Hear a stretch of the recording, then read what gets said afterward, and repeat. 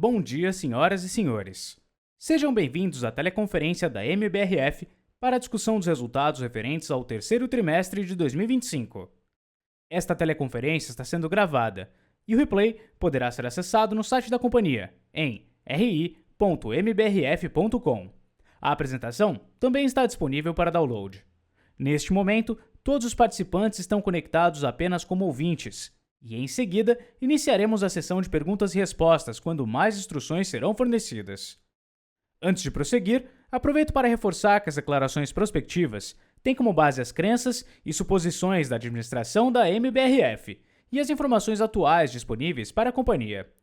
Essas declarações podem envolver riscos e incertezas, tendo em vista que dizem respeito a eventos futuros e, portanto, dependem de circunstâncias que podem ou não ocorrer. Investidores, analistas e jornalistas devem levar em conta que eventos relacionados ao ambiente macroeconômico, ao segmento e a outros fatores podem fazer com que os resultados sejam materialmente diferentes daqueles expressos nas respectivas declarações prospectivas. Estão presentes nessa teleconferência o Sr. Miguel Goulart, CEO, o Sr. Tim Klein, CEO da Operação América do Norte, o Sr. José Inácio Escoceria, CFO, e o Sr. Fábio Mariano, vice-presidente Mercado Halal e futuro CEO Sadia Halal. Gostaria agora de passar a palavra ao Sr. Miguel, que dará início à apresentação. Por favor, Sr. Miguel, pode prosseguir. Bom dia! É com grande satisfação que damos as boas-vindas à teleconferências de resultados da MBRF, referente ao terceiro trimestre de 2025. Esta é a primeira apresentação de resultados após a criação da MBRF. Os números refletem a consistência da execução de nossa estratégia com foco em alta performance e geração de valor. No terceiro trimestre, alcançamos um marco importante. Registramos o maior volume histórico desde 2022 e o maior EBITDA consolidado de 2025, 3,5 bilhões de reais, com um lucro líquido de 94 milhões de reais. Esse foi um trimestre marcado por investimentos em inovação, excelência operacional, responsabilidade socioambiental e diversificação de mercados, com destaque para o Oriente Médio, onde reforçamos nossa presença com a expansão da parceria com a HPDC e a criação da Sadia Halal.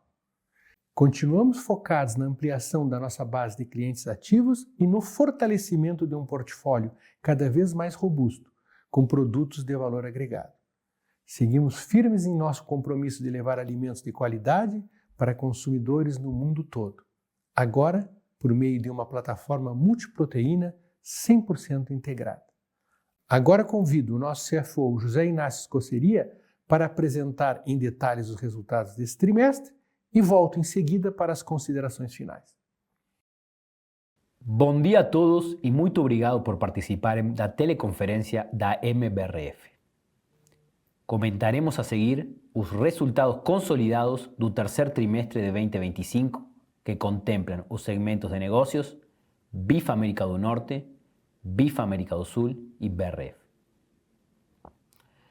Destaco que no terceiro trimestre de 2025 geramos 41,8 bilhões de reais de receita líquida consolidada, um crescimento de 9,2% em relação ao mesmo período de 2024. O EBITDA ajustado consolidado foi de 3,5 bilhões de reais, com margem consolidada de 8,4%. O desempenho do fluxo de caixa operacional foi de 3,3 bilhões de reais. Obtivemos um lucro líquido de 94 milhões de reais. E, por fim, terminamos o trimestre com uma alavancagem em 3,09 vezes o EBITDA dos últimos 12 meses. Mostramos no próximo slide, à esquerda, a evolução do volume total e por segmento na comparação ano contra ano. Tivemos aumento de volume de 3,7% contra o mesmo período de 2024, impulsionado pela operação de BIF América do Sul e BRF. Do total da receita gerada no terceiro TRI 2025, de 41,8 bilhões, o segmento BIF América do Norte contribuiu com 47%, BRF contribuiu com 39% e BIF América do Sul com 14%. Neste tercer trimestre, o EBITDA ajustado foi de 3,5 bilhões, com margem de 8,4%. BRF representa 71%, América do Sul 18% e América do Norte 11%. Em termos de moeda, 73% da nossa receita consolidada é gerada em dólar e 25% em reais. Do faturamento de 41,8 bilhões de reais deste trimestre, 75% foi proveniente de operações internacionais e 40% do volume de vendas foi proveniente de produtos processados com valor agregado, reforçando a diversificação geográfica e portafólio multiproteína da companhia. Apresentaremos agora a performance por segmento de negócio. Passo a palavra para Tim Klein, que irá comentar os resultados da Operação América do Norte. Thank you, Ignacio. Let's begin on slide 6, where I will comment on the results for the third quarter.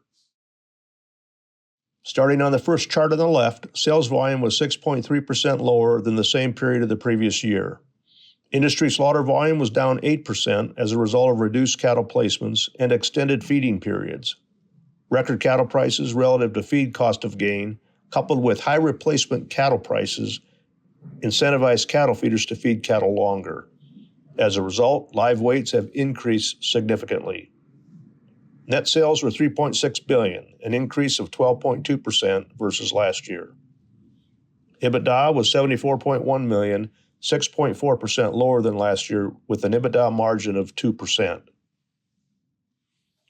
Beef demand in the quarter continues strong in spite of record prices at retail.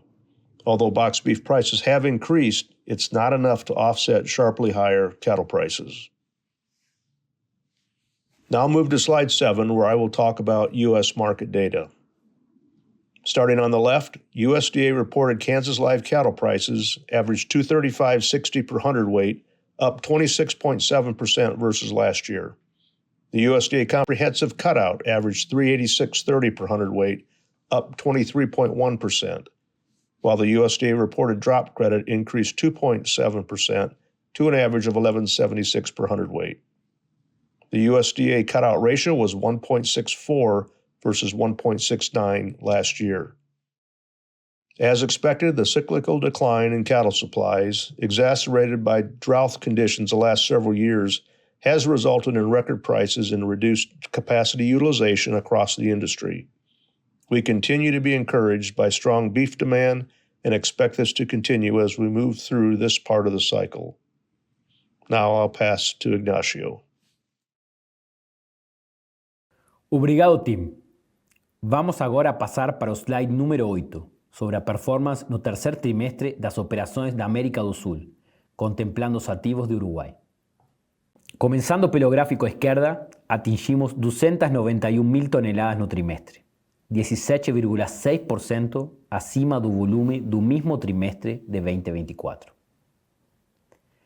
Esse crescimento é resultado do aumento de capacidade feito pela companhia ao longo dos últimos anos.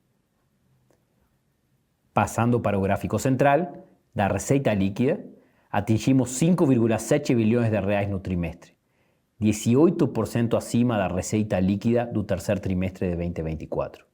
Já no gráfico à direita, do EBITDA ajustado, atingimos um montante de 628 milhões de reais, um crescimento de 31,8% sobre o EBITDA do terceiro trimestre de 2024. A performance é explicada principalmente pela combinação de aumento de capacidade, maior ocupação e eficiência dos complexos industriais e participação de produtos de valor agregado. Com isso, atingimos uma margem EBITDA de 11,1%, um crescimento de 120 pontos base em comparação ao mesmo período de 2024. Passando para o próximo slide, falarei sobre a evolução do volume na região e da dinâmica das exportações. Apresentamos crescimento expressivo de volume na América do Sul, atingindo o ganho de 40% na comparação deste trimestre com o primeiro trimestre de 2024. Neste trimestre, As vendas para o mercado externo representaram 39,9% do total da receita da operação. As vendas para a Ásia representaram 56% das exportações de beef à América do Sul. Temos nos dedicado a aumentar nossas alternativas de canais de vendas em nossas unidades para outros mercados. E nesse cenário, destacamos que as vendas para a Europa cresceram 4 pontos percentuais, passando de 15% no segundo trimestre de 2024 para os atuais 19%. Já as receitas de exportações, partindo da América do Sul para os Estados Unidos, representaram 14% no período. Apresentamos no slide 10 os resultados da operação da BRF, que nesse trimestre atingiu o maior volume histórico, com crescimento de 5% na comparação com o mesmo período do ano anterior. No mercado interno, observamos sucessivo crescimento de volume, em especial na categoria de processados. A diversificação geográfica contribuiu também para a mitigação dos efeitos da gripe aviária, dadas as restrições para as exportações de frango que estiveram vigentes durante o trimestre. A receita líquida foi de 16,3 bilhões de reais no período, crescimento de 5,4% contra o terceiro trimestre de 2024. Reportamos 2,5 bilhões de reais de EBITDA e patamar saudável de margem de 15,5%.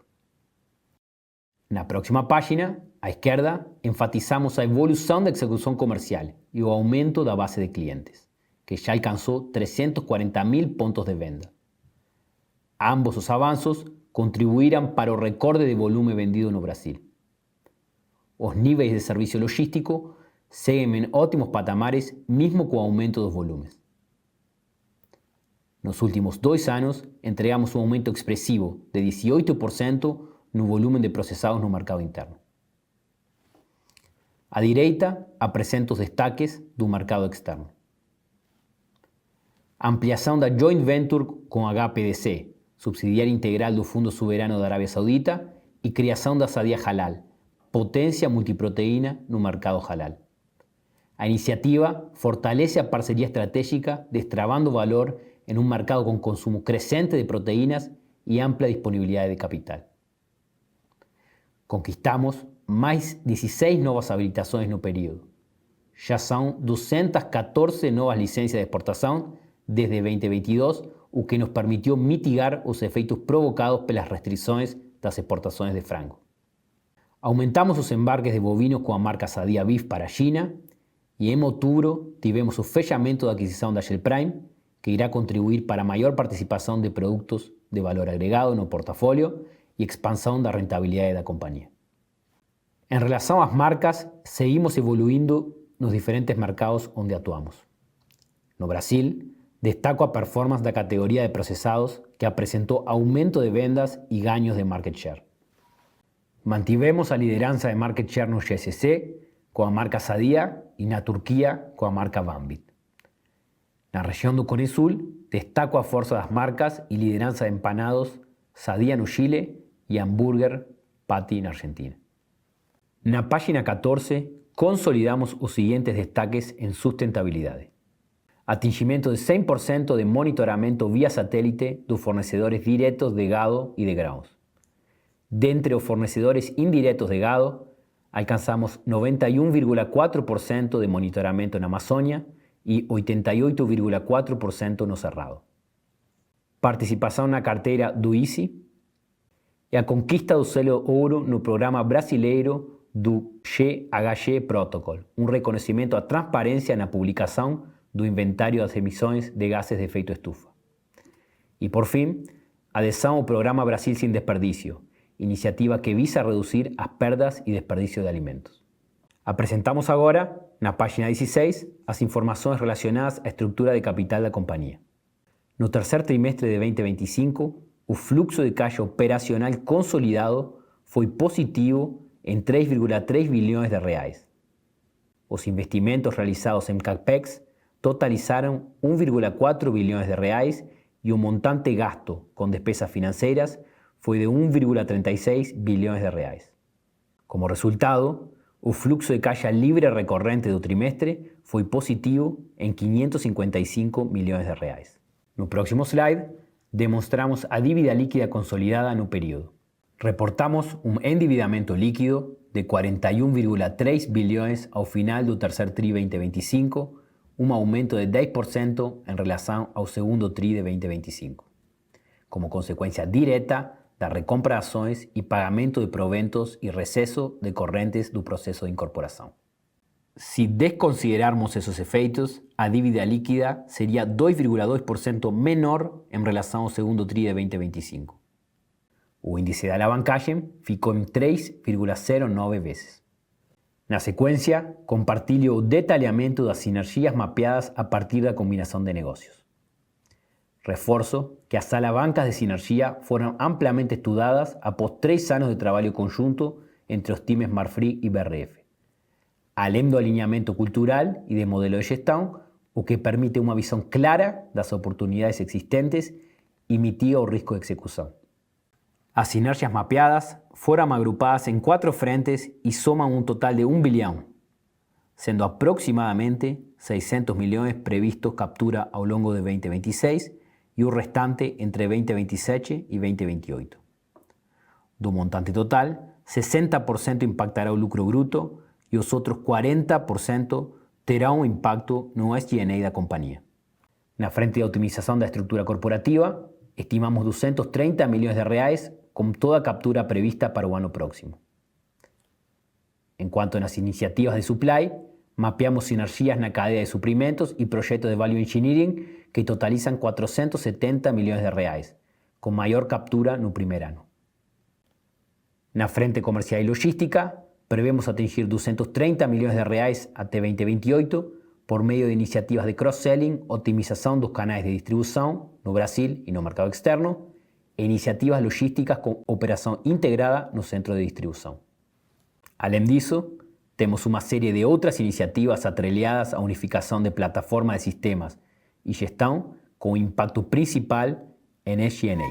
Por fim, em relação à otimização fiscal, o montante estimado no anúncio da transação sigue válido. Estamos preparados e empolgados para avançar ainda mais na captura de sinergias e gerar mais valor para todos os acionistas da MBRF. Agradeço e passo então a palavra ao nosso CEO, Miguel Gularte, para suas considerações finais. Obrigado, Inácio. Para encerrar nossa apresentação, gostaria de destacar que seguimos firmes em nossa jornada de crescimento sustentável, com foco na geração de valor. A companhia distribuiu no trimestre 3,8 bilhões de reais em proventos, demonstrando nosso compromisso com a entrega de retornos consistentes aos nossos acionistas. Na América do Norte, os resultados foram impulsionados pela racionalização da produção e crescente demanda pela proteína bovina. Já na América do Sul, ampliamos significativamente o volume, graças aos investimentos recentes em complexos industriais. Na BRF, alcançamos o maior volume histórico, com destaque para o crescimento contínuo da categoria de processados. Além disso, a estratégia de diversificação de mercados foi decisiva para sustentar o crescimento do volume, mesmo diante do cenário de restrições para a exportação de frango. Isso nos permitiu mitigar os riscos e capturar oportunidades em regiões com maior demanda, reforçando nossa resiliência operacional. Na BRF, nosso programa de eficiência segue gerando resultados expressivos, com a entrega de 355 milhões de reais no período. Também iniciamos a implementação do MBRF+, ampliando essa metodologia para toda a organização e iniciamos as capturas de sinergias decorrentes da fusão. Reforçamos nossa presença no Oriente Médio com a expansão da Joint Venture e o lançamento da Sadia Halal, maior empresa de frango halal do mundo. Seguimos avançando com consistência e determinação, com o apoio, a confiança e o direcionamento estratégico do nosso chairman e controlador, Marcos Molina.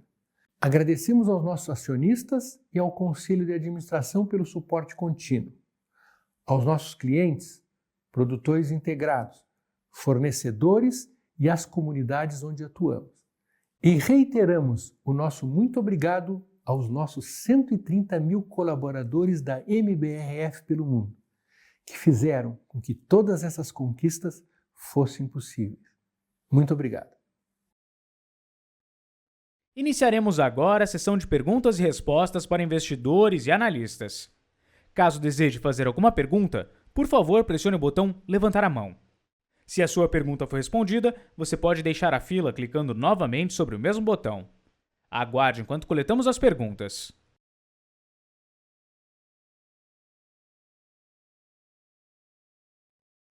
Nossa primeira pergunta vem de Henrique Brustolin, do Bradesco BBI. Por favor, senhor Henrique, certifique-se de estar no canal em português para realizar perguntas em português. Seu microfone já está liberado. Bom dia a todos, obrigado por pegar minhas perguntas. Eu tenho dois pontos que eu queria explorar em BRF. O primeiro e maior até, a gente viu essa contração de margem EBITDA, né, na casa de 90 pontos, tri a tri, só que esse foi um tri claramente mais poluído pelos efeitos da gripe aviária, né? Então eu queria pedir que, dentro do possível, vocês nos ajudassem a entender um pouco melhor o que foi feito na leitura de vocês da gripe aviária, né? Então talvez não recorrente dentro do resultado do trimestre, e como que foi a rentabilidade nas operações que sofrem menos esse impacto quando a gente pensa, por exemplo, processados no mercado doméstico, né? Então, tentar separar um pouco o que tenha sido pontual para o que a gente deveria continuar esperando olhando para frente.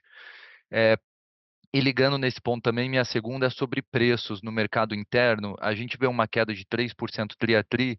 A dúvida é se isso é justamente relacionado ao mercado de in natura ou se tem alguma questão também em processados que vale a pena chamar a atenção. Obrigado. Bom dia, Enrique. Vamos lá. En relación a trayectoria de rentabilidad da BRF en este trimestre, tuvimos dos historias. Por un lado, tivemos, como destacamos na apresentação, continuamos na jornada de agregação de valor ao portafolio da companhia, fizemos um recorde de volume de processados no trimestre, crescendo 7% ano contra ano e 5% em relação ao tri anterior, con escenarios de rentabilidad súper saludable, mantivemos un escenario de rentabilidad súper saludable, con expansión en algunas categorías llaves, como embutidos spreads. Entonces, realmente, la historia de procesados ya es algo que la compañía ven construyendo en los últimos trimestres y fue un grande destaque y permitió entregar un resultado muy robusto no terceiro trimestre. Conforme você falou, de fato, tivemos uma queda no preço médio no Brasil, principalmente, basicamente explicado por o preço da proteína in natura, do frango principalmente. Então, realmente tivemos pressão de preço, principalmente por mix, muitos cortes que eram exportados para a China foram redireccionados para o mercado interno, principalmente asa, algo de perna. Então, realmente isso num mix fez que o preço médio do mercado interno tivesse uma queda e realmente teve um impacto na rentabilidade in natura no mercado brasileiro, ok? Que entendemos agora tem todas as condições para ser revertido. En términos de impacto de China, de nuevo, o mercado es dinámico y ahora voltamos, tem que ver onde se estaciona no medio prazo. O que eu posso te falar para entender un poco os impactos só do ponto de vista direto, pré-fechamento do mercado chino, estamos exportando de frango mais de 7.000 toneladas por mês para a China, ok? Com um gap de precio de esos cortes versus los mercados alternativos de aproximadamente $2.000 por tonelada. Y eso es só efeito direto. Después todos os efeitos da gripe aviar e os impactos no mercado de redirecionamento, você tem alterações no fluxo e na precificação dos mercados, tem toda uma série de impactos indiretos que eu não vou quantificar aqui, ok, mas que obviamente impactaban la rentabilidad del trimestre. Mismo así, de nuevo, principalmente ancorados en una performance excepcional de procesados, conseguimos entregar un EBITDA flat em relação ao trimestre anterior. Complementando, Henrique, a resposta do José Inácio, né? É muito interessante ver o gráfico da página 5 da apresentação, né? Onde você vê a diversificação do portfólio da companhia, onde nós temos 40% de processados na empresa, né? Isso aí, e é importante deixar muito bem registrado, no dia 15 de maio, quando nós tivemos a comunicação do caso de gripe aviar, imediatamente, de uma forma muito ágil, a BRF se posicionou, né, usando a marca Sadia e Perdigão. Nós nos posicionamos no mercado interno. Esse posicionamento, por ser um posicionamento ágil, sustentado por marcas muito fortes, não impactou no mercado. Mas é importante também dizer, né, que nós trabalhamos muito nos últimos 2 anos para novas habilitações. Nós temos quase 200 novas habilitações nos últimos 2 anos. E se nós olharmos os CSEX, dados de setembro, que são os disponíveis, né, nós vamos ver que o próprio mercado do MENA, né, já vinha, nos últimos 2 anos, sendo superior a todo o mercado asiático, China incluída, pré-gripe aviar. Então, eu acho que a gente trabalhou muito bem nessa oportunidade de diversificar mercado, de colher os frutos da empresa ter feito os investimentos corretos e ter um portfólio de 40%, que é muito mais resiliente em qualquer circunstância frente ao que nós vivemos, por exemplo, desse episódio sanitário.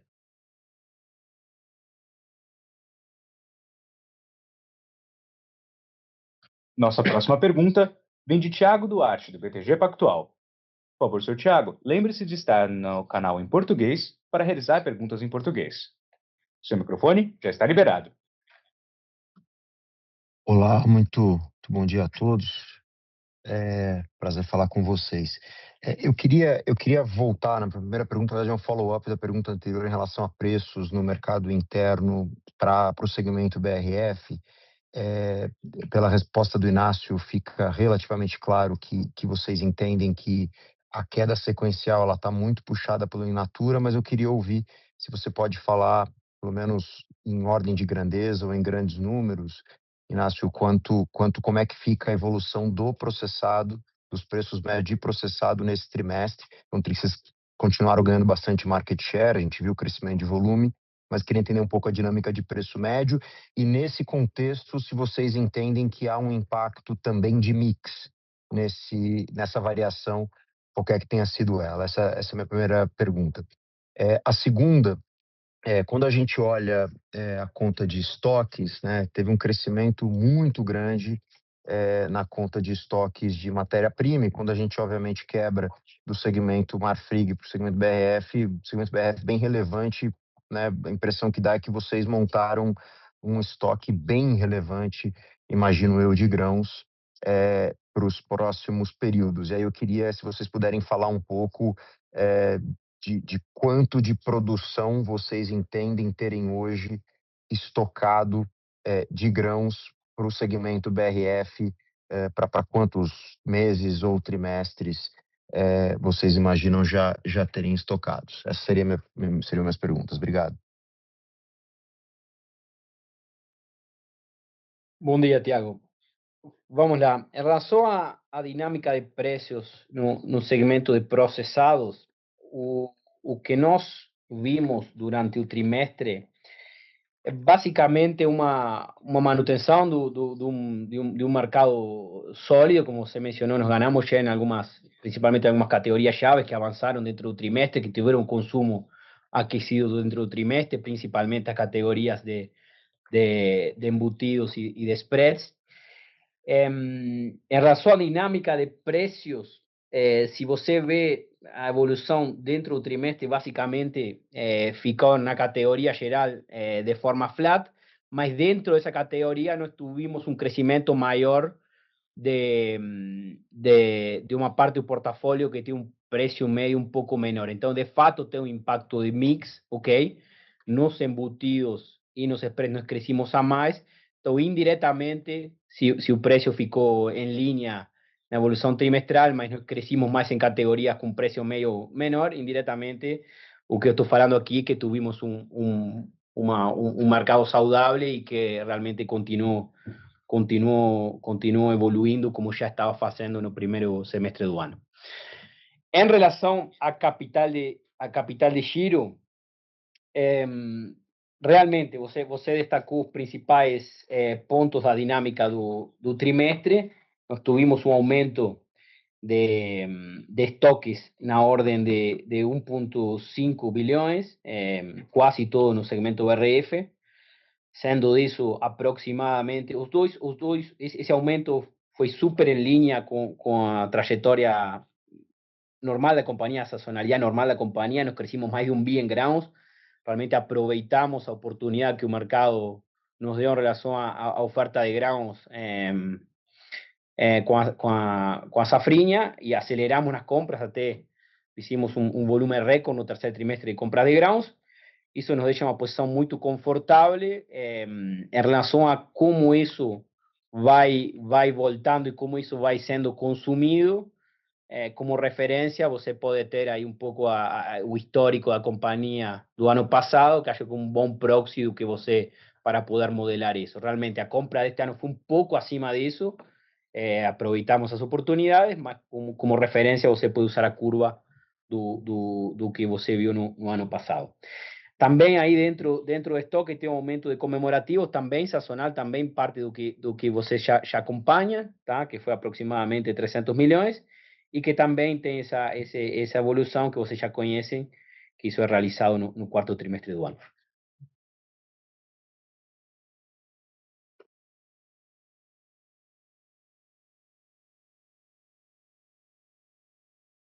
Nossa próxima pergunta vem de Leonardo Alencar, da XP. Por favor, senhor Leonardo, lembre-se de estar no canal em português para realizar sua pergunta em português. Bom dia, Miguel. Bom dia, Inácio. Bom dia a todos. Obrigado por pegar minhas perguntas e parabéns pelo resultado do trimestre. Eu queria, talvez, ainda dentro do tema de BRF, né? Mas focando um pouco mais em Turquia, é uma região aí que tem talvez decepcionado em alguns últimos trimestres, mas que teve aí uma mudança aparentemente interessante pela perspectiva de mix, né? Se pudessem contribuir um pouco para uma leitura que é nível de rentabilidade atual versus histórico, ou talvez até com abaixo do potencial que vocês enxergam isso. Tá? Teve um crescimento muito forte de processados, e acho que muito por conta de destravar capacidade fabril, né? Então, imagino que com os investimentos que estão sendo feitos, tem mais espaço para poder destravar essa linha de processados e mudar aí a questão de mix, e até para entender esse ambiente de oversupply, que eu entendo que é mais negativo para a in natura do que processados, então só para entender um pouco mais a dinâmica de Turquia especificamente, tá? Assim, a parte de BRF, sinergias, eu agradeço bastante ali até o detalhamento, ficou bem mais fácil para a gente realmente enxergar os impactos disso, mas quando a gente pensa talvez mais ali num curto prazo ou até no 2026, mas existe alguma sazonalidade que a gente deveria esperar para essas métricas, pensando em trimestre a trimestre, até se vamos ter o acompanhamento disso todos os trimestres, para poder ter esse check também. E só num detalhe a mais ainda dentro dessa temática, né? O SG&A me pareceu ali que terceiro trimestre recuou, mas recuou pouco, né? Pensando em porcentagem da receita, né? Se, mesmo com um crescimento muito forte de volume de América do Sul, crescimento de volume de BRF, ainda que tenha tido queda de volume ali da National, né? Se deveria ter um pouco mais de captura desses ganhos de diluições, de sinergias, de eficiência já no Q4, se isso é uma dinâmica um pouco mais para 2026 também. É isso, obrigado.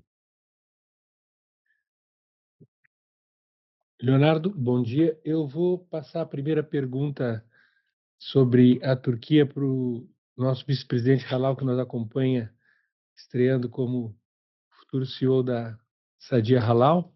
Aproveitando a presença do Fábio, ele te responde essa pergunta, mas eu vou antecipar, e antes do Inácio entrar no detalhe da sinergia, é importante ter presente que as alterações de estrutura que a MBRF realizou, ela realizou sobre o final de outubro, princípio de novembro. Então, evidentemente que a gente vai ver isso acontecer ao longo dos próximos trimestres. Nós preparamos de uma forma muito assertiva e de que seja realizada no menor tempo possível. Foram 3 anos de preparação da fusão. As empresas têm uma cultura ajustada, o mesmo controlador, um rumo estratégico que parte do controlador numa direção já familiar para as duas companhias e foram extremamente bem mapeados. Tanto é assim que quando nós divulgamos, no momento da fusão, uma possibilidade concreta de captura de 805 milhões, nós hoje já estamos falando na casa de 1 bilhão. Ou seja, à medida que o tempo passa, a gente afina os números, a gente trabalha no aprofundamento dessas sinergias e na captura das mesmas. Isso tem sido uma característica da gestão. Se você recordar, ao longo dos últimos 3 anos, nós trabalhamos no programa BRF+. BRF+, sempre entregou além daquilo previsto. Nós temos tido agora a oportunidade, nos últimos meses, de trabalhar construindo o que vai ser o MBRF+ 2026, trazendo as métricas e os KPIs que nós controlávamos, ajustávamos e incentivávamos dentro da BRF para a MBRF, incluindo, nesse caso, também toda a área de BIF. Mas passo para o Fábio para ele falar sobre a resposta da Turquia e depois retorno com o Zé Inácio. Bom dia, Leonardo. Sobre Turquia, é importante a gente mencionar que 75% do que a gente vende na região são produtos in natura e 25% são produtos processados. E produtos processados, obviamente, é a estratégia da companhia, assim como em todas as outras regiões, né? A gente crescer em valor agregado, e isso já tem acontecido, né? Então, eu te lembro que em 2022 a gente vendia o equivalente a 50 mil toneladas por ano de produtos processados. Hoje, na Turquia, a gente já vende 80 mil. Então, é um crescimento de 60%, né, em poucos anos. E a gente ainda tem bastante espaço para crescer o produto processado. Talvez na região a gente encontre aí o maior spread de pontos, né, do processado versus o in natura. Então, historicamente, chega aí entre 8 e 10 pontos a diferença de rentabilidade. Óbvio, isso vai exigir alguns investimentos. A gente tem hoje uma capacidade de produção que, com alguns ajustes de layout, a gente consegue produzir mais processados e o mercado oferece oportunidades, né? A gente tem um market share na Turquia equivalente a 20, 25%, dependendo da categoria, e a marca Banvit, ela tem uma preferência de 40%. Então, é uma oportunidade aí da gente ser ainda mais protagonista nessa parte de portfólio e trazer não só mais rentabilidade futuramente na região, mas diminuir a volatilidade dos resultados.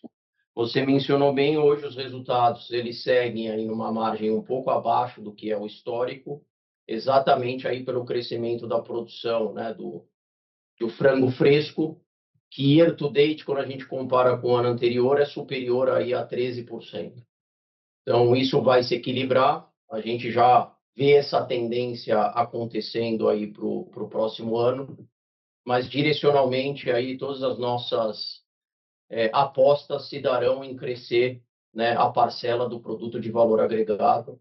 E como isso já tem acontecido aí, como te relembrei, historicamente desde 2022. Bom dia, Leonardo. Só fazendo follow-up na resposta do Miguel e para colocar números. Então, de fato, no terceiro TRI não tem ainda impacto da sinergia do ponto de vista dos números apresentados. Nós anunciamos e executamos, já é público, em outubro, então isso começa a estar refletido no quarto TRI. Em termos da rampa de captura no ano 2026, dos 370 milhões que aproximadamente que están con impacto no SG&A en las diferentes frentes, 160 millones son en estructura y ellos van a ser capturados. A compañía ya entra en 2026 con una estructura optimizada.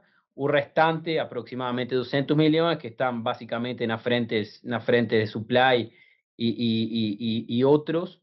Eso a captura debe ir aumentando a intensidad en el 2026 y podemos asumir ahí una linealidad ahí en la rampa de crecimiento. E de fato, vamos acompanhar a evolução disso com vocês para os próximos trimestres.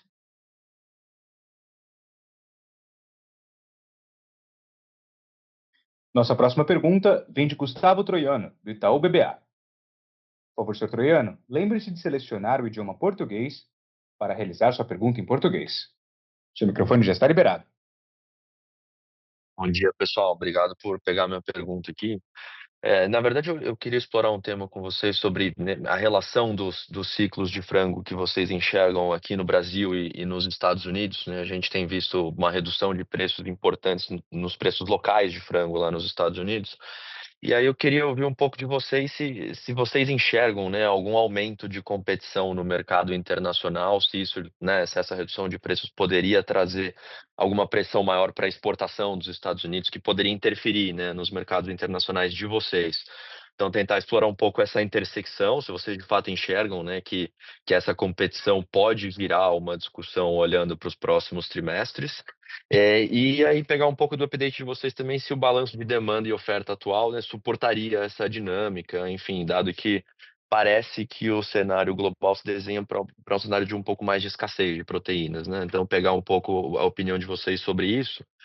E aí, ainda relacionado a esse tema, acho que vocês fizeram um trabalho bastante intenso de habilitações, né, nos últimos anos. Olhando para frente, como é que essa primeira dinâmica de competição global altera as habilitações indo para frente, né? Então, se vocês pudessem comentar um pouco como é que está a perspectiva de vocês para futuras habilitações de Brasil, se ainda tem espaço, né, para vocês para liberar a Europa, que era um tema que a gente discutia recentemente. Enfim, né, pegar a conexão das peças se movendo no cenário global para potenciais habilitações do Brasil aqui na segunda pergunta. Obrigado, pessoal. Bom dia, Gustavo. Vamos lá. Em relação à sua primeira, tentando endereçar um pouco o que nós vemos em termos de mercado de frango e ciclo de frango, e começando pelo mercado americano que você colocou, entendemos que o aumento no terceiro TRI de produção dos Estados Unidos, que foi na faixa de 3%, atendeu uma série de particularidades nas decisões de produções locais, e também teve um impacto de queda de preços muito vinculado à sazonalidade normal desse período, e não vemos uma pressão para o ano próximo advinda dos Estados Unidos, que deve crescer, ok? Vai crescer 2025, 2% a produção, o ano próximo deve vir algo similar a esse patamar. Então, nós não vemos uma pressão de oferta via Estados Unidos que impacte nos mercados onde Brasil concorre. Recentemente saíram um pouco a visão dos concorrentes em relação ao ciclo frango-americano para ano próximo. Entendemos que a visão deles está muito em linha com isso, e de fato, nos mercados onde nós temos uma competência com eles, muito focado no peito em algumas regiões e a perna em outras, vemos cenário de preço saudável para os próximos meses, e não vemos nenhuma sinal de que de alguma forma essa oferta esté impactando na capacidade de Brasil precificar sua produção, ok? De forma geral, para o mercado de frango, para o ano próximo já falamos um pouco de Estados Unidos, Europa está tendo dificuldades em termos de gripe aviar, a China é o único país que está crescendo com taxas um pouco mais altas, então não vemos um cenário onde a produção pode crescer de 2% a 3%, o que é insuficiente para causar esse equilíbrio, uma vez que a demanda sigue com uma tendência muito positiva. Já indo para o Brasil, de novo, os dados de alojamento mostram um crescimento que no ano é de 3%, com um aumento de produção que foi mínimo, então não, esse aumento de alojamento não se traduz em um aumento de produção.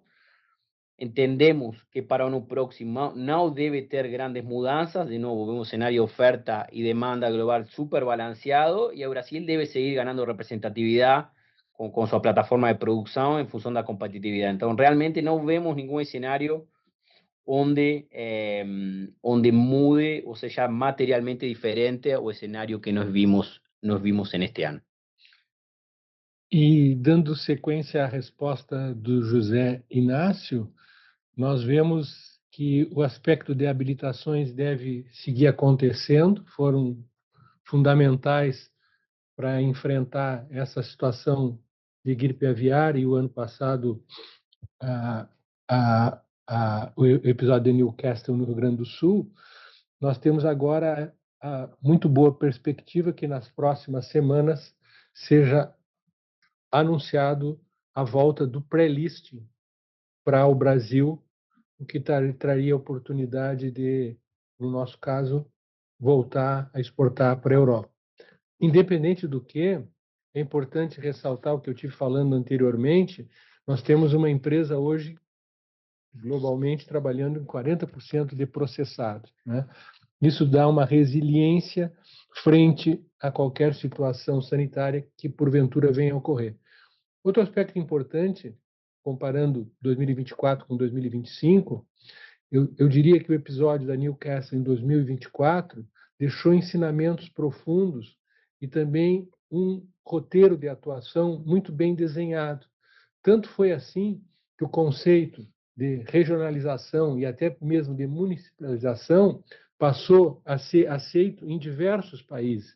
Isso fez com que a retomada dos mercados, no caso da gripe aviária, foram ainda muito mais ágeis e muito mais rápidos, né? Nós tivemos praticamente um fechamento das exportações brasileiras por um período de 30 dias, e a partir de 30 dias os caracteres de regionalização propriamente até de municipalização começaram a ocorrer e os mercados foram reabertos, né? O que mostra também o excelente estágio de segurança, de biossegurança da produção brasileira de frango. Perfeito, pessoal. Muito obrigado. Vamos agora.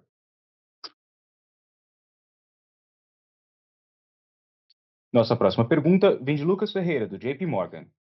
Por favor, Sr. Ferreira, lembre-se de estar no canal português para realizar sua pergunta em português. Seu microfone já está liberado. Obrigado. Bom dia, pessoal. O Miguel, a BRF era uma empresa que fazia 180 mil toneladas de processado por mês, né? Agora está fazendo mais de 220. Então, a minha pergunta é, olhando para frente, nos próximos, vamos dizer, 3, 5 anos, quando vocês olham gap de market share, talvez algumas categorias, alguns mercados, e também olhando os investimentos que vocês estão fazendo, quanto que você acha que a gente deveria imaginar que o volume de processados da empresa cresce, né? Ou seja, um mix de execução comercial com mais inovação e investimento, que é factível esperar o crescimento dessa empresa em termos de volume nos próximos anos? Se você puder dar algum detalhe de categorias hoje, vocês estão talvez apostando mais, ou regiões do Brasil, canais que possam absorver esse volume adicional.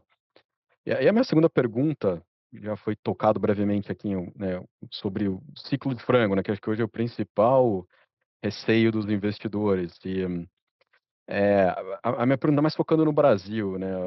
A empresa hoje é bem diferente do que ela já foi no passado, né? Mais estável, mais previsível, mais eficiente. Então, a minha pergunta é, olhando o ciclo de frango no Brasil, que a gente olha, o número de matrizes já está subindo, o número de alojamento já está subindo, né? Mas ainda com vários gargalos operacionais. A minha pergunta é se vocês enxergam um ano que vem, um ano de crescimento relevante de oferta de frango no mercado, e se isso vai se traduzir necessariamente em um aumento muito relevante de abate, né, e de produção de carne, efetivamente, né, que vai ficar também no mercado doméstico. Vocês têm algum número para dividir com a gente de quanto vocês imaginam que possa ser esse crescimento da produção de frango aqui no Brasil? Obrigado. Bom dia, Lucas. Eu vou começar a resposta e o Inácio complementa.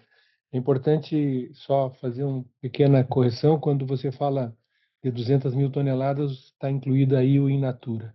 E a empresa, sim, tem tido um crescimento. O Inácio agora quantifica os números do crescimento processado, mas realmente a gente vê um cenário onde a BRF passou por todo um processo que melhorou nossa eficiência comercial, aumentou o número da base de clientes, aumentou a competitividade da nossa carteira, né? Nossa carteira hoje é uma carteira de clientes ativos, bastante eficiente, a capilaridade também comercial cresceu muito no Brasil, e o Brasil vive um cenário de pleno emprego. E agora, um dado muito recente, nós tivemos essa semana, né, o anúncio da isenção do imposto de renda para quem ganha até R$ 5.000. Isso aí, estimam-se, as primeiras notícias são que traria para a economia um valor na ordem de 30 bilhões de reais, dos quais de 8 a 10 bilhões seriam direcionados ao consumo. A carne de frango é uma carne que tem um preço competitivo, nós temos marcas fortes, né, e essas marcas performam muito bem no mercado interno, e evidentemente nós estamos atentos a todas as oportunidades. Nós, no primeiro momento, nós ocupamos os capex e os investimentos que a empresa tinha realizado. Isso foi feito de uma forma muito evidente nos últimos 2 anos, né? E nós também fizemos capex para seguir crescendo naquelas categorias que mostravam oportunidade. À medida que você tem um parque fabril performando bem, com uma alta taxa de ocupação e uma execução comercial muito boa, inclusive, vamos ressaltar, essa execução comercial passa não só pelo mercado interno, que foi brilhante, mas também por todas as geografias, porque mesmo num cenário de gripe aviar, nós seguimos crescendo a exportação sem ter uma renúncia de preço que poderia até ser esperável ou aceitável. Olhando e respondendo a parte do mercado interno, antes que o Zé Inácio quantifique o aspecto do crescimento com os processados, é importante prestar atenção na resposta que ele deu anteriormente, né? Você tem realmente um alojamento maior, com 2,94, uma produção de 0,3. Quando você fala do alojamento de matrizes, né, as previsões são de alojamento entre 61, 62, até 63 milhões, depende aí da estatística escolhida ou da fonte tomada, né? Mas você teve uma queda de eclosão nos últimos 2 anos de quase 5 pontos percentuais, né? E também a idade de abate de matriz chegou a 70 semanas, isso deve recuar para 62, 64 semanas, né? Isso significa 10% a menos do que realizado em 2024 e 2025. Então, para tornar a resposta mais curta e mais assertiva, nós não vemos um desequilíbrio entre oferta e demanda para o ano 2026. Nós estamos muito bem preparados, todos os nossos canais comerciais performando muito bem. Nós vamos seguir incansavelmente, como tem sido feito nos últimos anos, perseguindo novas habilitações. Eu sigo insistindo, desculpe repetir uma frase que já está se tornando até cansativa. Nós acreditamos que a melhor opção é ter várias opções. Então, nós vamos seguir trabalhando, e eu acho que o Brasil também tem um bom momento nesse aspecto. O Ministério da Agricultura vem fazendo um excelente trabalho, esse excelente trabalho do Ministério da Agricultura abre novas oportunidades para as exportações brasileiras, em frente a casos que seriam muito graves para a retomada de mercados, como foi o caso da gripe aviar. Nós vimos rapidamente o Ministério provendo a informação em tempo e em forma, e os mercados reabrindo rapidamente. Não só pela importância do Brasil no cenário de exportação internacional, mas também porque o mundo é carente de proteína. Eu sempre digo que tanto no bovino, como no frango e no suíno, nós vivemos um mercado onde a demanda supera a oferta. Isso permite você, como uma empresa que tem uma diversidade geográfica, que tem um portfólio de 40% de processados, que tem produtos de extrema qualidade e uma carteira comercial extremamente robusta, surfar por todas essas dificuldades e, ao mesmo tempo, que se aproveita as boas oportunidades que surgiram e que seguirão surgindo. Bom dia, Obrigado, Lucas. Miguel. Complementando aqui um pouco a resposta do Miguel em termos de números, a categoria de processados na BRF vem crescendo nos últimos 2 anos a quase 10% ao ano, ok? Os vetores de crescimento são um pouco diferentes se nós olhamos Brasil que se olhamos o mercado halal. No Brasil temos um destaque aí para a categoria de embutidos e de spreads e de congelados, de novo. o crescimento do mercado é geral em processados, tem algumas categorias que estão avançando um pouco mais e nós vamos continuar no mix atual, inovando e criando valor dentro da categoria. Não tem nenhum destaque, nós estamos investindo em todo o portafólio para continuar crescendo. Do ponto de vista do crescimento internacional, claramente está más enfocado en las categorías de empanados y marinados, ¿ok? Nos acabamos de inaugurar a ampliación una fábrica de quesad que va a traer 25.000 tons ao ano de empanados y marinados en la región. Y como ya anunciamos para el mercado, estamos construyendo a fábrica de cheddar que va a traer también 40.000 tons de capacidad adicional, focados ahí muito también las líneas de empanados, de hambúrgueres y de calibrados. Entonces, los vectores de crecimiento son un poquinho diferentes no Brasil que no mercado internacional, mas a estrategia da compañía de ir agregando no portafolio y ir creciendo en ese segmento, acho que é a mesma e é um dos principais destaques do trimestre e da história dos últimos trimestres da companhia. Também, aproveitando a resposta do cenário internacional que o Zé Inácio traçou, é importante destacar que a reabertura da China tem um efeito colateral muito favorável para a MBRF, que nós acabávamos de inaugurar a empresa, a planta de Henan, e agora nós temos oportunidade com a reabertura do mercado chinês de exportar matéria-prima do Brasil para a China, né, e processar na nossa própria instalação, né? Isso aí permite também prever um ramp-up dessa operação chinesa da MBRF num ritmo mais acelerado até que o ritmo que nós prevíamos inicialmente.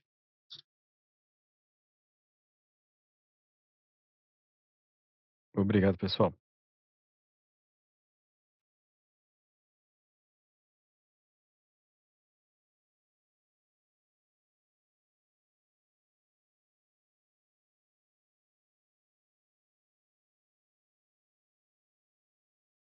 Nossa próxima pergunta vem de Isabela Simonato, do Bank of America. Por favor, senhora Simonato, lembre-se de estar no canal em português para realizar sua pergunta em português. O seu microfone já está liberado. Obrigada, bom dia a todos, bom dia, Miguel. Eu tenho uma pergunta para alocação de capital, né? Ontem vocês anunciaram uma adição ao buyback que foi anunciado no final de setembro e bastante relevante, né? Se ele for todo realizado, dá mais de R$1 bilhão aí em recompra de ações. Então, até saiu ontem ao mesmo tempo também a 358, né? Se vocês puderem reconciliar para a gente o que já foi feito desde da abertura do programa em setembro, né? E um pouco do racional dessa alocação de capital em função da alavancagem, né? E da estrutura de capital da companhia. Então, se puderem dar um pouco mais de contexto e de reconciliação do que já foi feito e do que falta, ajuda bastante. Obrigada. Bom dia, Isabela. Vamos lá, de fato anunciamos ontem a ampliação do programa Recompra. O montante em termos de número de ações ampliamos ao máximo possível para não ter que estar ajustando como já fizemos desde o anúncio anterior. Aqui o importante, vamos resaltar, a companhia continua focada na disciplina financeira, então está claro, especialmente neste cenário de juros, nós estamos focados em termos da estrutura de capital da companhia e de continuar focados em desalavancar a companhia, ok?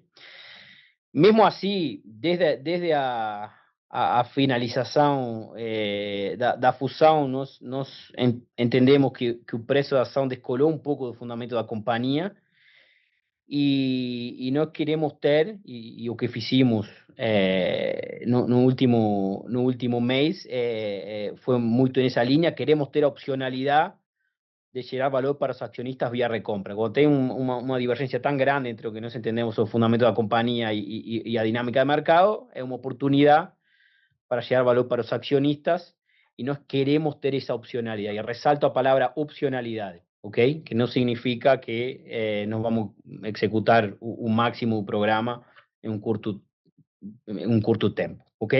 Vamos a continuar monitorando a geração de caixa da companhia, tá? Nos últimos 12 meses foram 2,6 bilhões de reais de fluxo de caixa livre.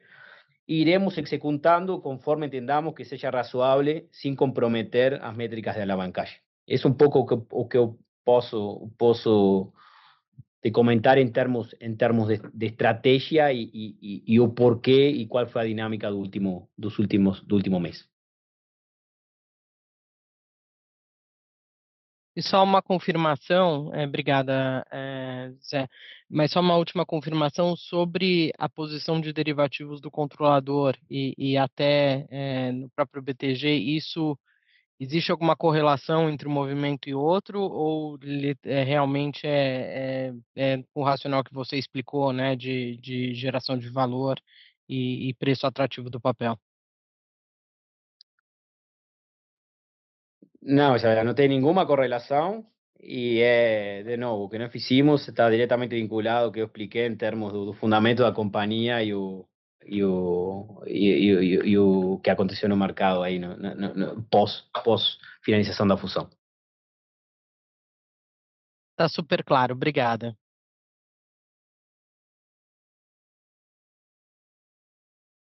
Nossa próxima pergunta vem de Ben Führer, da Barclays. Por favor, Sr. Führer, selecione o canal em inglês para realizar sua pergunta em inglês. Seu microfone já está liberado. Yeah, good morning, and thank you very much for taking my question. Two quick ones. First would be for Tim on the US business.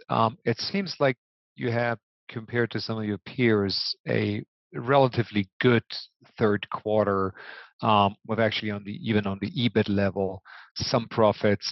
So I was just wondering if you could share a couple of insights as to what has helped you guys to slightly outperform the industries despite the challenging conditions, and how we should think about what you are seeing in terms of the potential rebuilding of a herd and the timing for that in the US. That would be my first question. Then I have a quick follow-up. Yes, thanks for the question. There's really nothing that we're doing that's all that different than others. We do have a different business model somewhat because we do have cattle producers that are owners in our company that are partners providing us cattle for our value-added programs. But other than that, we tend not to look at comparing quarters because too many things can impact the numbers, sold positions on meat, buy positions on cattle, so forth. So we don't really pay a lot of attention to the quarterly comparisons. As far as the herd rebuild, we did see cow liquidation really slow down, which is a great sign. We are seeing some signs of heifer retention, and it's not significant yet, but we think it's something to build on as we go forward. So we're going to have fewer cattle next year than we have this year, and prices will be higher. But one thing we are seeing is really good beef demand that has allowed us to manage a better margin structure than what you would normally expect with this kind of shortage of cattle that we're seeing. Okay, thank you. And then just in general, if we go back to the intended sale of certain assets for the South American beef business, some of that obviously was not didn't go through from a regulatory point of view. So I was just wondering, are there any other options on the table that you consider in terms of asset portfolio optimization? And if not, how should we think about the impact or like the positioning of that within your broader portfolio on a go-forward basis?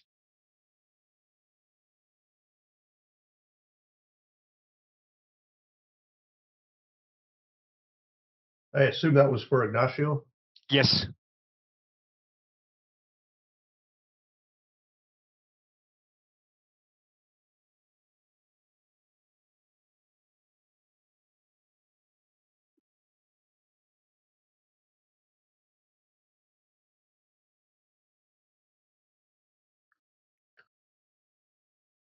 Bom dia. Em termos do nosso posicionamento na América do Sul e no portafólio ativo, a companhia tomou uma decisão estratégica quando otimizou o portafólio e, de fato, nós, pós esse divestimento, nós estamos focados no ramp-up e no crescimento dos ativos que nós consideramos core para a companhia. Então, por isso, acho que um dado muito relevante que nós apresentamos crescimento em relação ao primeiro trimestre de 2024 versus o volume que nós entregamos no terceiro trimestre de 2025 de 40% no volume total. Ainda temos espaço para seguir otimizando e crescendo os volumes dentro do nosso portafólio de ativos. Entendemos que estamos nas regiões chaves, estamos posicionados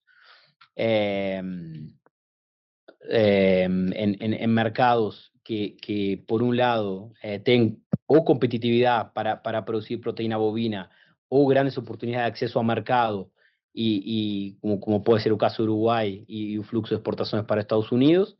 Entonces, realmente tenemos un portafolio que entendíamos adecuado, ainda tenemos valor para extraer de ese portafolio y vamos a continuar en esa rampa y manteniendo a evolución que nos venimos mostrando trimestre a trimestre.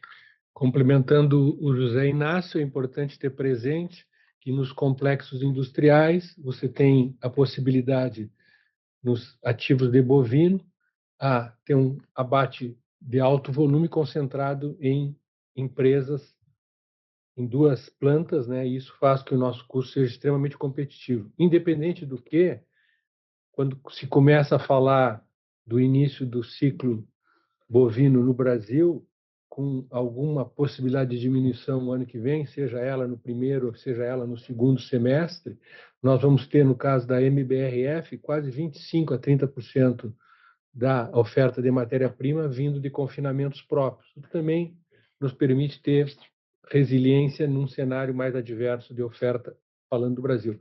Falando no Uruguai, enquanto se decidir a questão dos ativos no Uruguai, nós fizemos uma série de investimentos na planta do Taquarembó. Nossa planta do Taquarembó hoje é a planta que tem o maior volume de abate no país. Nós crescemos bastante o nosso share de abate nesse país, né? Enquanto você vê o abate do Uruguai crescendo em torno de 7%, nós tivemos a Marfrig Uruguai crescendo quase 18%, que nos permite também nos posicionar muito bem, tendo em vista, com todo esse aspecto de cotas, no Uruguai também o sistema de past performance funciona. Você pode esperar que agora, à medida que esse processo de crescimento de abate da Marfrig no Uruguai ocorra e siga ocorrendo, nós também vamos ter acesso a maior volume de cota.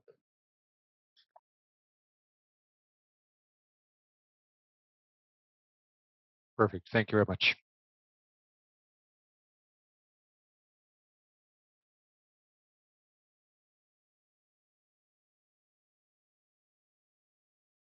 Nossa próxima pergunta vem do senhor Thiago Bortolucci, do Goldman Sachs.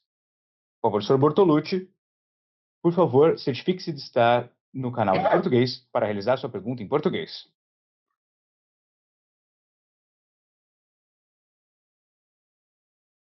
Seu microfone já está liberado. Oi, pessoal. Vocês me ouvem? Sim, te ouvimos, Thiago.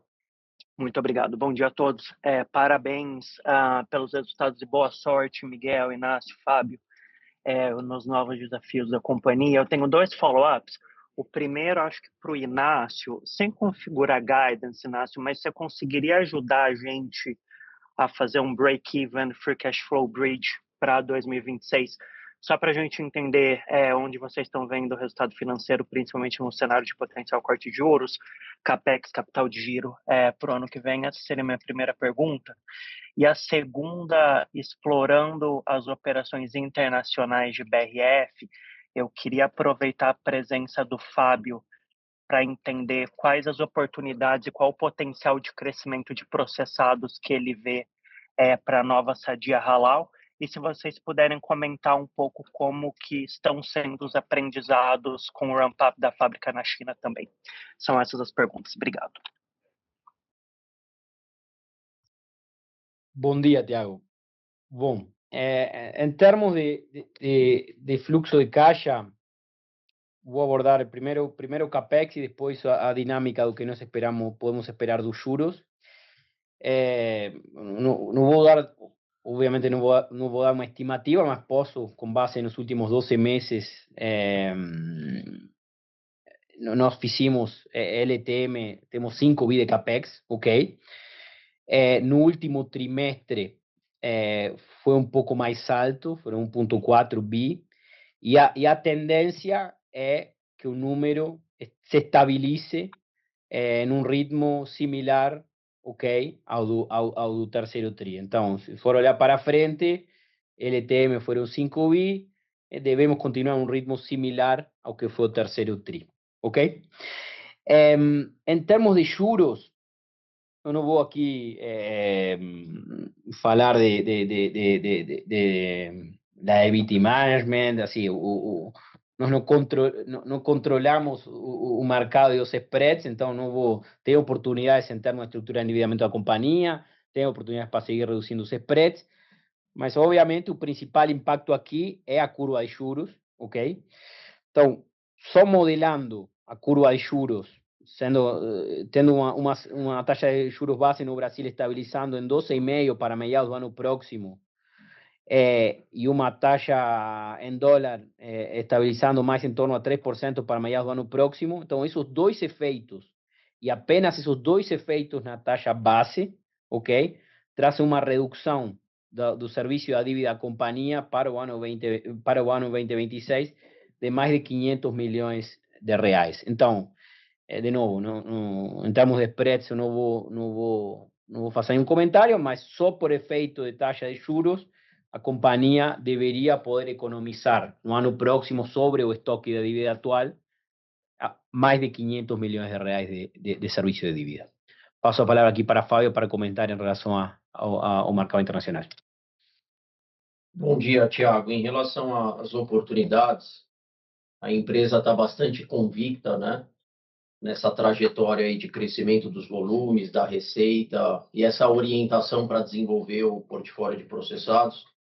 Eu respondi na pergunta anterior da XP, né, o movimento de crescimento na Turquia, mas quando a gente tira a Turquia da equação, no MENA também, de 22 para cá, a gente cresceu o equivalente a 30% os produtos processados, né, eu estou falando de volume, e quando a gente olha para frente, é a mesma oportunidade que a gente imagina, né? O market share que a gente tem na região, acho que foi apresentado aí na introdução do call, a gente tem aproximadamente 37% de participação de mercado no GCC, mas quando a gente analisa produtos processados, a gente tem uma participação perto de 20%, então não é a mesma dominância que a gente tem de participação de mercado do griller ou dos cortes de frango. E a gente tem todas as vantagens competitivas, né, para adquirir mais protagonismo, né? A gente tem a força da distribuição em quase todos os países do GCC, acessando o varejo, acessando os canais de food service também. A gente tem uma marca que é preferida e reconhecida, né, na região, que é a Sadia. A gente tem desenvolvido historicamente também o footprint local. Então, a nova planta de Jeddah, a planta de Kizad, que a gente inaugurou 2 novas linhas, né, recentemente, e também na região de Daman, na Arábia Saudita, que a gente já triplicou a capacidade de produção desde que a gente adquiriu a Aljory em 2022. Então, a gente está falando de um mercado halal de alimentos que passa de $1 trilhão e em direção também ao apelo de consumo e conveniência, né, que tem tudo a ver com essa estratégia aí de produtos processados. Então, a gente está também convicto aí na criação de valor, né, dessa entidade, e a gente espera aí, num horizonte curto de tempo, ter a possibilidade aí de abrir o capital dessa companhia, agregando ainda mais valor à MBRE. O aspecto IPO, que é o nosso rumo agora em 2026 para realizar em 2027, vai possibilitar nós fazermos um movimento transcendente para a companhia, né? Tendo em vista que estamos falando de uma região que é a maior importadora de frango, né, do mundo, superando inclusive a Ásia, como eu já reiterei, e onde a Sadia Halal vai possibilitar o acesso a um portfólio de ativos extremamente competitivo, com uma marca extremamente conhecida desde 1973. Então, nós estamos muito animados com essa possibilidade do IPO, tanto assim que estamos liberando o Fábio para mudar para o Oriente Médio, né? E liderar esse processo junto com o Marquinhos no Conselho de Administração. Gente nova, com vontade de trabalhar e fazer isso acontecer, num mercado extremamente pujante. A Bolsa de Riad é a bolsa número 4 em IPOs do mundo, né? Então isso aí nos anima bastante. Vai ser uma alavanca de destravamento de valor para a companhia e ainda mais associado com a PIF, né? Através da HPDC. Então, muito entusiasmo quanto a isso, tanto quanto estamos também entusiasmados, completando a resposta à tua pergunta, Tiago, sobre o aspecto da China, né? Somos a única empresa brasileira com operação de proteína de frango, produção local na China. Isso aí nos anima bastante. Todos os planos que nós fizemos estão avançando com uma velocidade maior. E é importante também, desculpe fazer um disclaimer, né, durante essa pergunta, sobre perguntas anteriores, né? É importante ter presente que todos esses aspectos de balanço de proteína, embora a gente esteja muito convicto do equilíbrio entre oferta e demanda, que o frango é 25% da produção dessa nova companhia, da MBRF, né? Tem toda a sua relevância e importância, mas essa é uma empresa multiproteína, né? E uma multiproteína extremamente bem localizada, com marcas fortes e com diversidade geográfica. Então, a gente está muito animado para o futuro. Eu acho que a fusão ela veio na hora certa, no momento certo, e nós estamos muito bem preparados para colher os frutos que ela vai nos oferecer. Muito obrigado, pessoal.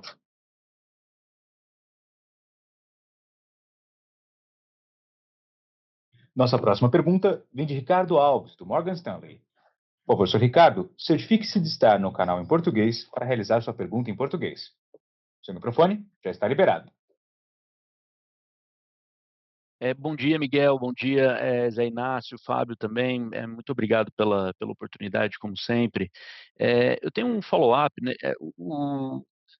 Vocês comentaram que o alojamento ele aumenta na ponta, mas que a produção não tem acompanhado. Eu acredito que tanto o Inácio como o Miguel, acho que ambos tocaram nesse ponto em diferentes momentos do call.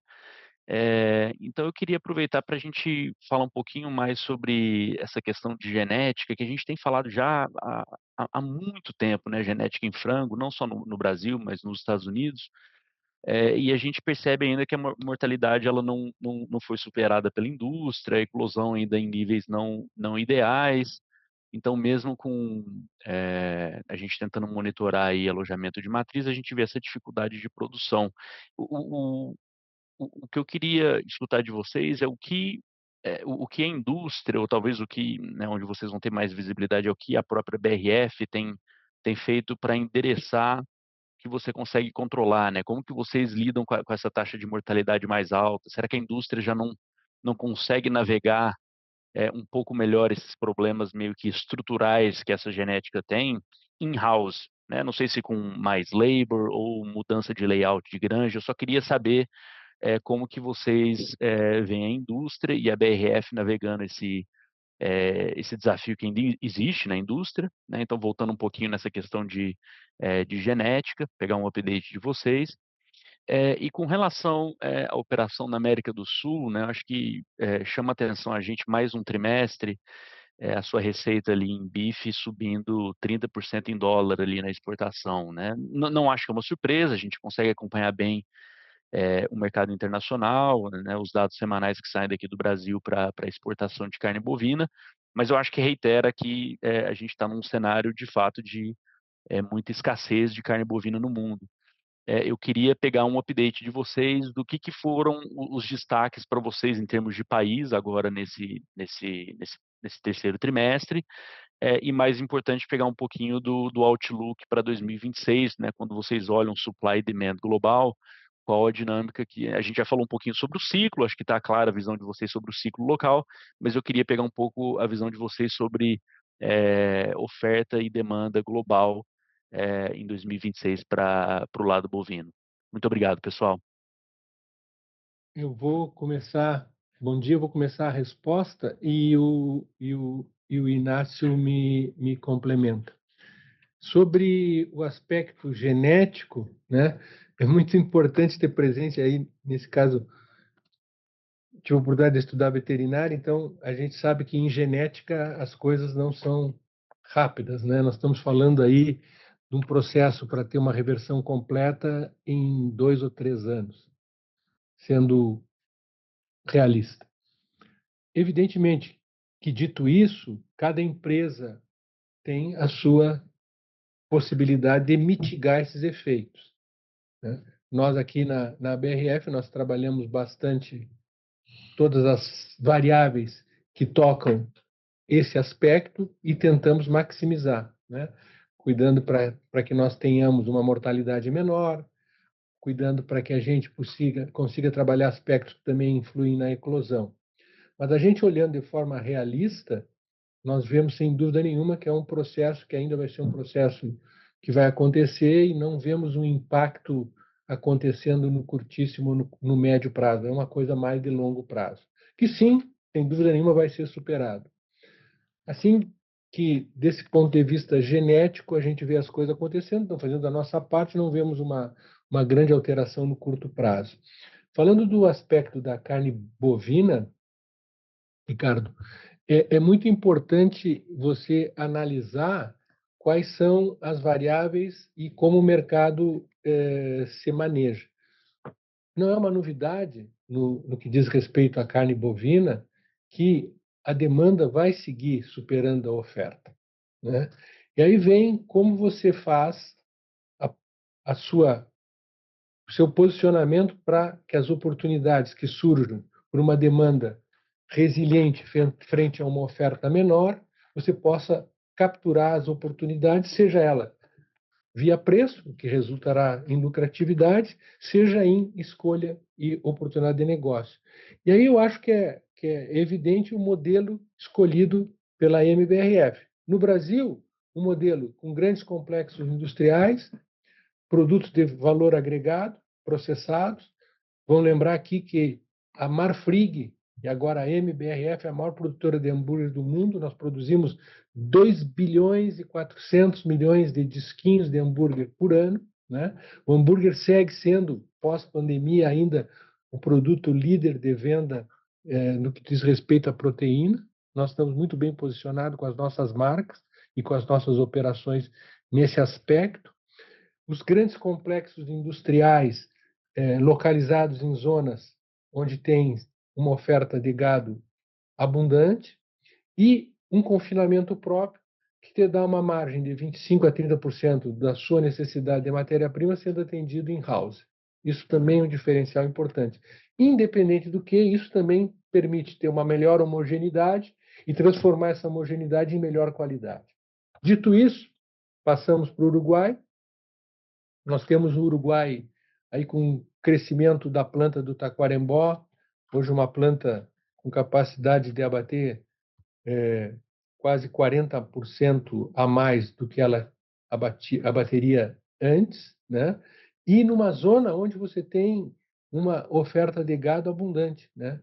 Que é o norte do Uruguai.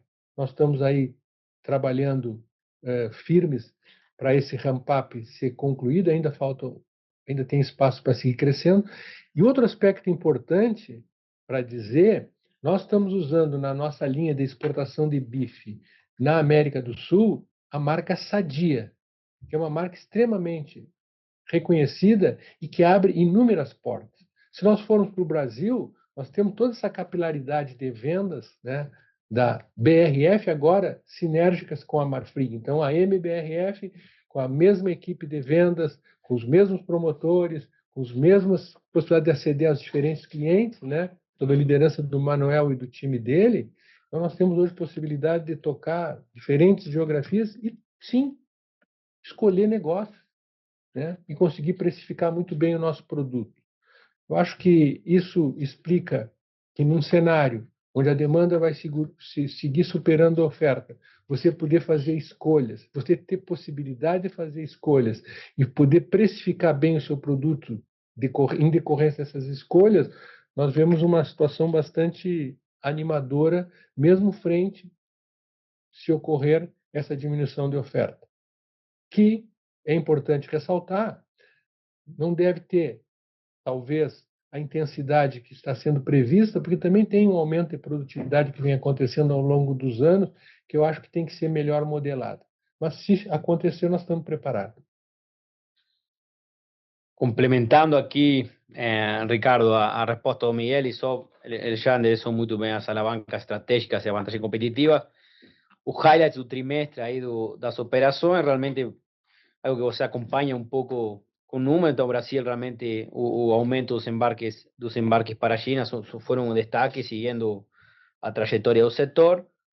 Uruguai, o acesso aos Estados Unidos, com toda a situação de oferta restrita nos Estados Unidos e como Uruguai conseguia acessar o mercado, foi algo que nos permitiu construir o resultado lá. E por último, más enfocado en Argentina, que es una operación que tiene más de 50% de exposición procesados, un escenario interno con una inflación contida, con un cambio estabilizado, obviamente isso ayuda no consumo local, y eso nos permitió también ter avanços na rentabilidade nesse país. Então, foi isso os principais pontos no trimestre em relação à América do Sul. Muito obrigado, Zé Inácio. Obrigado também, Miguel.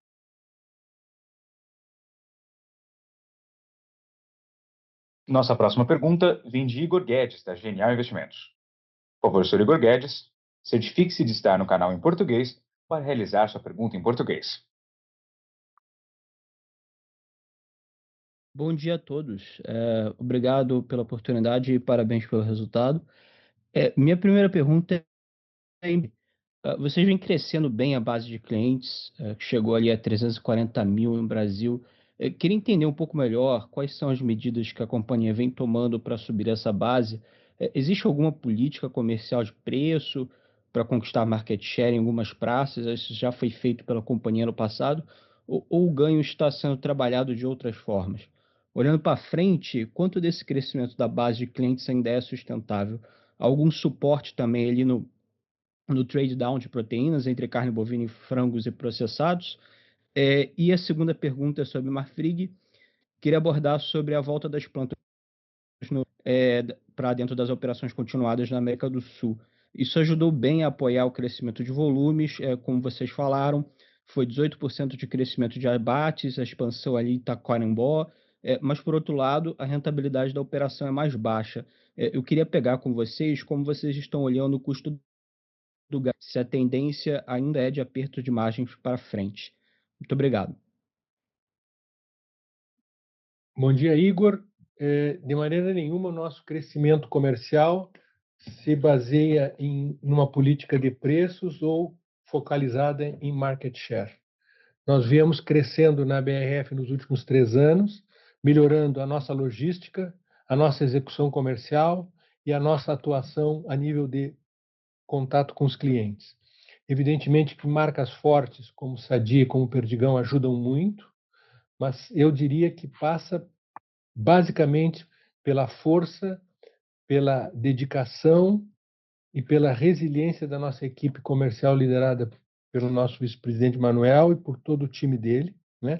E isso também você vê que essa busca de clientes que hoje passaram, vamos dizer, em 2022 eram 260 mil clientes, hoje estamos em 342 mil clientes, também se somam aos mais de 110 mil clientes do mercado internacional. A BRF, à medida que ela foi ganhando espaço, habilitando novos destinos, mais de 196 destinos nos últimos 3 anos, né, nos permitiu também aceder a novos clientes no exterior. Todo esse aspecto agora da criação da Sadia Halal, esse IPO no horizonte que nos anima de maneira extremamente favorável, né, vai nos permitir trabalhar numa região de economia pujante, né, e que já lidera as importações de frango do Brasil, né? Superando, repito, a própria Ásia, China incluída e ativa. Então a gente está animado, vem trabalhando em todas as geografias, e aí passa um pouco pelo programa de eficiência da BRF, que justamente trabalhou todos esses aspectos, sejam eles do campo, sejam eles da indústria, sejam eles da comercialização, né, para nós poder colher os frutos com um crescimento que, sim, respondendo a tua pergunta, veio para ficar, é resiliente e vai seguir acontecendo. Bom dia, Igor. Em relação ao Uruguai,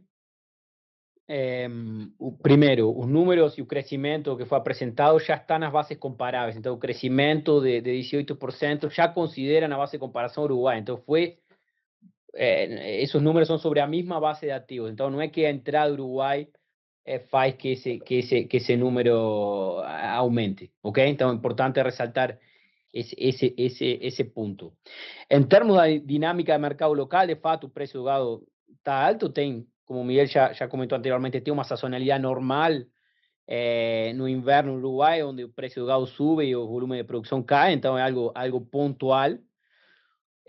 Olhando para o futuro, estamos súper optimistas. O ano 2024 foi o recorde de nascimento de becerros no Uruguai, recorde histórico, ok? Isso deve assegurar para os próximos anos uma oferta ampla de gado e deve ser um dos poucos países do globo que deve crescer a produção para o ano próximo e para 2027. Então, realmente estamos super optimistas. Tem uma situação de oferta de gado que deve ser boa. Então, assim, e obviamente, em termos de demanda pela carne, como já endereçamos anteriormente, o cenário é extremamente promissor para o próximo ano. Relembrando que nós temos também no Uruguai confinamento, né? Ok, muito obrigado. Nossa próxima pergunta vem de Ricardo Boiati, do Safra. Por favor, Sr. Boiati, certifique-se de estar no canal em português para realizar sua pergunta em português. Seu microfone já está liberado. Oi, bom dia, Miguel, Tim, Inácio, Fábio, demais participantes, obrigado pela oportunidade. A primeira pergunta com relação à National Beef, né? O Tim já comentou um pouco sobre a perspectiva de demanda ainda muito forte, né, nos Estados Unidos. Se ele pudesse falar um pouquinho sobre a dinâmica de consumo, né, de carne bovina nos diferentes canais, né? A gente tem notado o consumidor saindo um pouquinho dos canais out of home, né, e passando a consumir um pouco mais de proteína dentro de casa, né? Então, queria entender um pouquinho como essa dinâmica está se dando, né, nos Estados Unidos e de que maneira isso pode afetar, né, a operação da companhia. E segundo ponto aqui, com relação à alavancagem, o Inácio ajudou a gente a entender um pouquinho melhor a perspectiva para 2026 de geração de caixa. Inácio, se você puder ajudar a gente a pensar aqui na alavancagem, né, esperada para o quarto TRI, dada a relevância do trimestre, né, um trimestre que você costuma liberar caixa, e um trimestre que tem uma dinâmica de margem também importante, né, pelos produtos sazonais. Então, que a gente pode pensar aqui, né, para alavancagem para o fechamento de 2025, e se vocês têm algum target também que pudesse ser compartilhado com a gente aqui para 2026. Do meu lado é isso, pessoal. Obrigado. Yeah, this is Tim. I'll answer that first question regarding eating habits. What we saw during COVID was everybody was forced to eat at home. Then it really returned to the eating away from home, and it's kind of a balance. We don't see any big shifts, certainly not in the last year, to that. It appears to be stable for whether it's in home or outside the home. But it doesn't really present any issues for us because the same products go into different channels, whether it be a warehouse for retail distribution or a warehouse for distribution to restaurants and so forth. So we don't see any change there, and it wouldn't matter to in our business model anyway.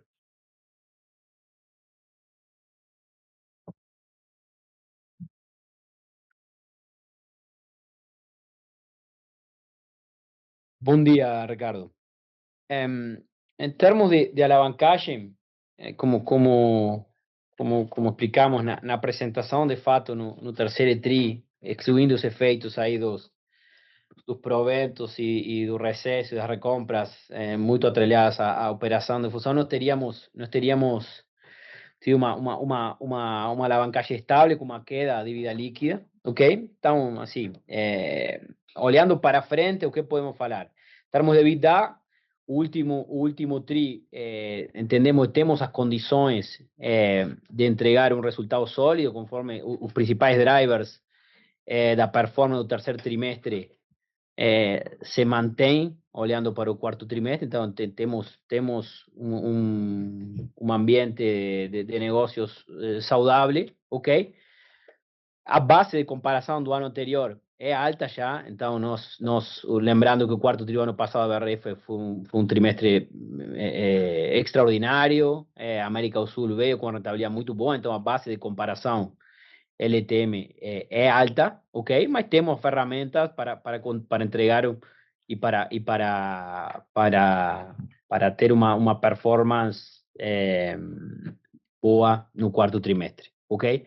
Em termos de desalavancagem, como falei, o que eu posso te falar e um pouco também na pergunta anterior sobre o free cash flow, o que esperar para o futuro, o que eu posso te falar é nos últimos 12 meses, nós geramos 2,6 bilhões de caixa livre. Temos a dinâmica dos juros para o ano próximo que deve aliviar o serviço da dívida, então estamos confiantes que a companhia consiga chegar a caixa. Obviamente, a National Beef é uma alavanca significativa para acelerar o processo de desalavancagem da companhia, então esperando um 2026 básicamente muito similar a este ano. Esse processo vai ser gradual, ok? Mas eu não vou dar target, não temos nenhum target aqui para anunciar, nem nenhum número, mas entendemos que a base para a performance que nós entregamos no terceiro TRI sigue válida e é boa para pensar num quarto trimestre onde nós entregamos um resultado sólido. Ótimo, muito obrigado.